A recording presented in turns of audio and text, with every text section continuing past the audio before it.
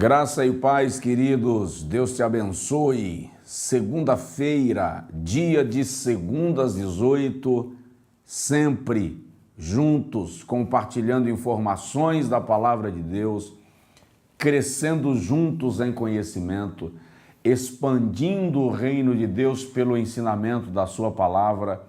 E hoje, nesse segunda às 18, eu vou começar com você uma sequência de estudos dentro da perspectiva dos dons ministeriais.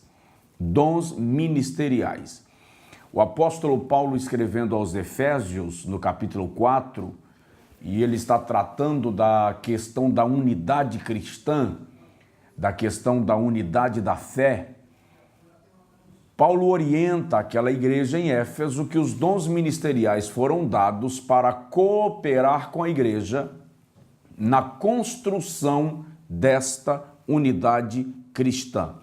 Então nós vamos estudar um pouquinho ao longo dessas semanas e é óbvio, eu quero separar cada segunda-feira desse segunda às 18 para nós estudarmos um dom ministerial especificamente e conseguir explorar um pouco melhor a compreensão do assunto.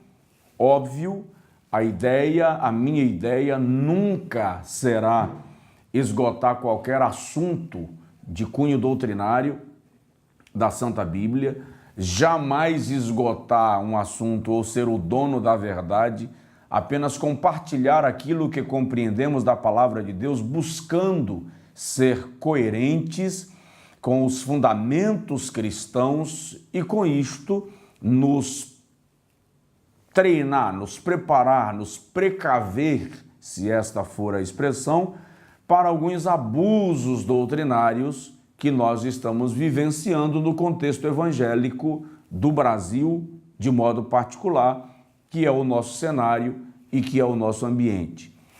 Paulo escreve aos Efésios, no capítulo 4, versículo 11, e diz assim: E ele mesmo deu uns para apóstolos, e outros para profetas, e outros para evangelistas, e outros para pastores e doutores. Em algumas versões está para pastores e mestres. Nós vamos estudar cada um desses dons específicos cada segunda-feira. Numa segunda ou outra poderemos falar de dois, nesse segunda às 18. Agora, eu quero me concentrar muito rapidamente só na primeira frase do texto, quando Paulo diz, e ele mesmo deu.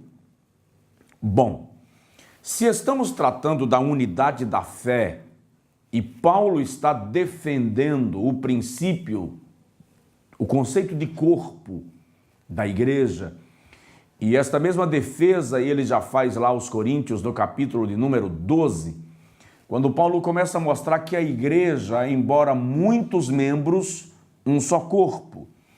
E dentro desta perspectiva de corpo, Paulo defende o conceito da interdependência entre os membros deste corpo, que é a igreja. Aqui no capítulo 4 aos Efésios, Paulo é um pouco mais ortodoxo, vamos dizer assim, e ele não está apenas defendendo a unidade do corpo enquanto relacionamento, mas ele está defendendo a unidade do corpo enquanto profissão de fé, confissão de fé, declaração de fé. É aquilo que em Atos dos Apóstolos, capítulo 2, versículo 42, a Bíblia chama de perseveravam na doutrina dos apóstolos. Então, ao longo do capítulo 4 desta carta aos Efésios, Paulo está defendendo esta unidade. Presta atenção, Paulo não está defendendo aqui a unidade social, ou seja, não é o fato da permanência na mesma denominação. Sejamos coerentes que não é agradável quando uma denominação sofre rupturas, coisas desse tipo, mas o que Paulo está defendendo aqui não é essa unidade social. O que Paulo está defendendo aqui é a unidade orgânica, a unidade do corpo enquanto organismo, de maneira ainda mais concisa, direta, Paulo está defendendo aqui a unidade doutrinária ortodoxa da igreja enquanto pensamento.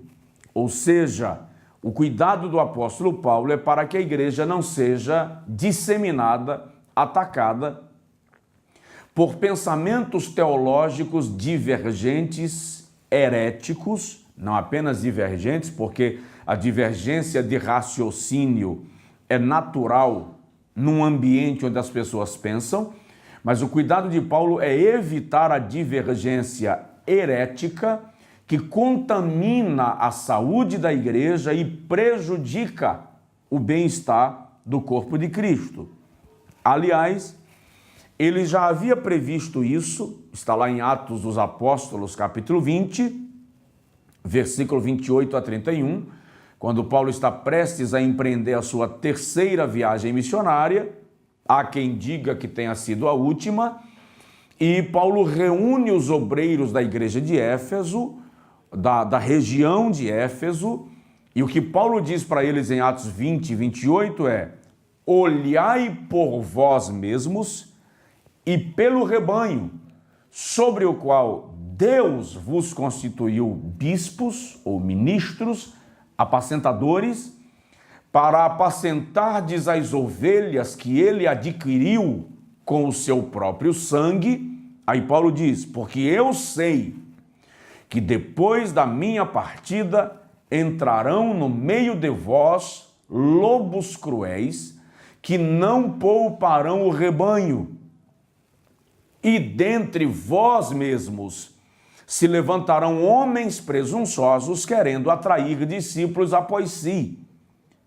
A orientação apostólica nesse caso é: vigiai e não vos esqueçais que por 3 anos e meio vos admoestei com lágrimas, de dia e de noite, a cada um de vós. Então veja que naquela reunião do concílio da igreja de Éfeso, Paulo já está prevendo que com a sua saída, e aqui ele se coloca como um guardião dos fundamentos da fé cristã, ele diz: eu sei que depois da minha partida entrarão no meio de vós lobos cruéis. E naquele texto de Atos 20, 28 a 31, Paulo nos faz entender que há 2 tipos de lobos atacando o rebanho, 2 tipos de lobos atacando a igreja. Primeiro, ele fala do lobo que vem de fora: entrarão no meio de vós lobos cruéis. Depois ele fala do lobo que já está dentro, já está inserido, está ocupando o cargo, está na liderança. Dentre vós mesmos se levantarão homens presunçosos, querendo atrair discípulos após si. Então, o cuidado de Paulo é principalmente com esse perfil de lobo que já está inserido, que se levanta não para formar discípulos para Cristo, mas discípulos para si. Não querem servos para Deus, mas servos para si. Então, quando Paulo orienta desse cuidado, da unidade de pensamento, da unidade de propósito, da unidade doutrinária da igreja, ele está cuidando para que nós não soframos o dano de os lobos que vêm de fora, ou aquele que se levantará dentre o rebanho, termine por adoecer o pensamento cristão, a unidade da fé. Eu poderia aplicar aqui no raciocínio a parábola do joio. Jesus narra uma parábola na qual o dono de uma fazenda planta o trigo com os seus servos, durante a noite vem o seu inimigo e semeia joio na mesma terra. E quando os servos perceberam que o joio crescia junto com o trigo, disseram ao seu senhor: ordena-nos para que saquemos o joio, para que cortemos o joio, a fim de que o trigo cresça sozinho. E aquele senhor sábio disse: deixai crescer ambos juntos, e na época da colheita Tiraremos o joio e lançaremos ao fogo, e o trigo recolheremos no celeiro. Por que razão na parábola, e eu já volto para Efésios 4, nesse 2:18, por que razão na parábola o senhor da fazenda não permite cortar o joio no momento do seu nascedouro? Estudos revelam que o joio é uma planta sem raiz profunda, de modo que ele entranha as suas raízes nas raízes das plantas que estão próximas dele, de modo que seria impossível retirar o joio sem ferir a raiz do trigo. Com isto, Jesus está deixando muito claro que o joio na igreja termina comprometendo o trigo, no sentido de, nós precisamos entender que há algumas coisas que o Senhor tolera no cenário da igreja, é joio, e ele sabe disso, mas ele tolera para preservar o trigo. Porém, ele deixou claro na parábola que no dia da colheita, ele sabe muito bem distinguir o que vai para o fogo e o que vai para o celeiro. Voltando para Efésios 4:11, Paulo está dizendo para nós que a função dos dons ministeriais distribuídos na igreja, dos ministros doados por Deus à igreja, o propósito disso é manter essa unidade da fé, é ter um raciocínio dirigente ou alguém que, sob a unção do Espírito Santo, compartilha com a igreja o pensamento cristão, debaixo de uma sã responsabilidade, ensinando à igreja a doutrina de Cristo, para que esta unidade da fé seja mantida.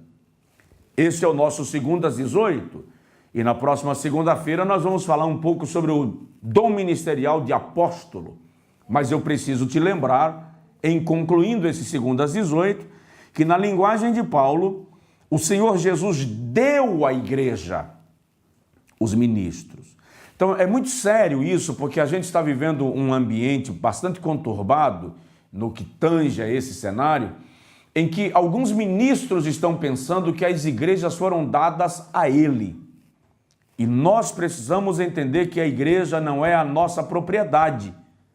O Senhor deu ministros à igreja e não a igreja a ministros. A vinha continua sendo do Senhor. Nós somos apenas os vinhateiros, aqueles que cuidam da vinha que ele mesmo plantou. Paulo diz em Atos 20:28, que ele nos colocou como ministros, Deus nos colocou como ministros, para apacentarmos as ovelhas que ele mesmo adquiriu com o seu próprio sangue. Então, eu encerro esse 2:18, hoje, iniciando uma série de raciocínios sobre dons ministeriais, falando contigo que o Senhor Deus deu ministros à igreja. Ele não deu a igreja aos ministros. Portanto, a igreja não é a nossa loja, não é a nossa fazenda, não é a nossa chácara, não é a nossa casa. A igreja é o rebanho do Senhor, a coluna e firmeza da verdade, a lavoura de Deus, o edifício de Deus edificado pelo Espírito Santo, e nós somos mordomos, despenseiros, vinhateiros, ministros do Evangelho de Cristo, privilegiadíssimos por tamanha oportunidade. Deus te abençoe. Esse é o nosso 2:18. Até a próxima segunda-feira, nós vamos falar sobre o dom ministerial de apóstolo. Deus abençoe, fica com Deus, fique com a gente.